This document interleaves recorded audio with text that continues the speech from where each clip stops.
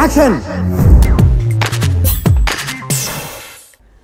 ఈ వర్మ గారు కూడా వచ్చారు సార్. వర్మ గారు కూడా మీ చిరంజీవి గారిని చాలాగా విమర్శిస్తూ ఉంటారు. ఇప్పుడు ఆ వర్మ గారిని మీరు విమర్శించకపోవడానికి కారణం కాంట్రవర్సీ బిట్వీన్ బాలకృష్ణ అండ్ వర్మతో నడుస్తుందని విమర్శించకపోతున్నారా, లేకపోతే వర్మ గారిని వదిలేసారా?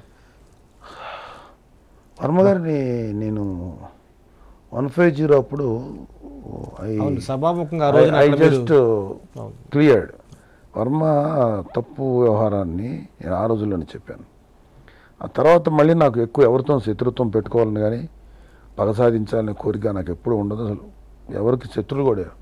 కానీ మా అన్నయ్యనన్నా మా తమ్ముడన్నా నేను రియాక్ట్ అవుతాను. దట్ ఈజ్ మై బాండేజ్ అంటారా, మా అమ్మ మా తయారు చేసిన విధానం అంటారా, మా అన్నయ్య మీద మా తమ్ముడి మీద మా చెల్లెల మీద నాకున్న ప్రేమ అంటారా, నేనేనంతే మా అన్నయ్య అయినంతే మా తమ్ముడు, దట్ 1-to-1 బాండేజ్ అలా ఉంటుంది. సో ఆ రోజు మా అన్నయ్య అన్నప్పుడు నేను వర్మ గారిని చాలా తీవ్రంగా, వీరేంద్రనాథ్ గారిని కూడా అన్నాను. అయిపోయింది.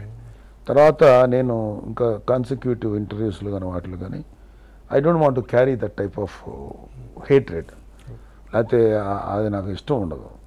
అయిపోయింది అనేసం. వాళ్ళు రిలీజ్ అయ్యారో అవ్వలేదో నాకు అనవసరం.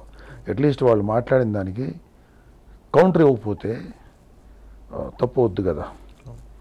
వాడు వైలెన్స్, అవతలవాడు వైలెన్స్ చేస్తాం అనేది ఎంత తప్పు, యువతల వైలెన్స్కి గురి కాబడ్డ వ్యక్తి భరించడం కూడా అంతే తప్పు. కొద్దిగానే రెసిస్ట్ చేయాలి.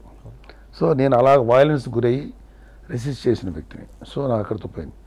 మళ్ళీ ఇంకొక ఎవరితో విషయంలో అతను మళ్ళీ తప్పు చేస్తాడు. అక్కడి నుంచి అతని మీద నాకు ఒక చెడు అభిప్రాయం, ఏదో మంచి అభిప్రాయం ఏదో ఒకటి ఉంటుంది ఒక వ్యక్తి మీద.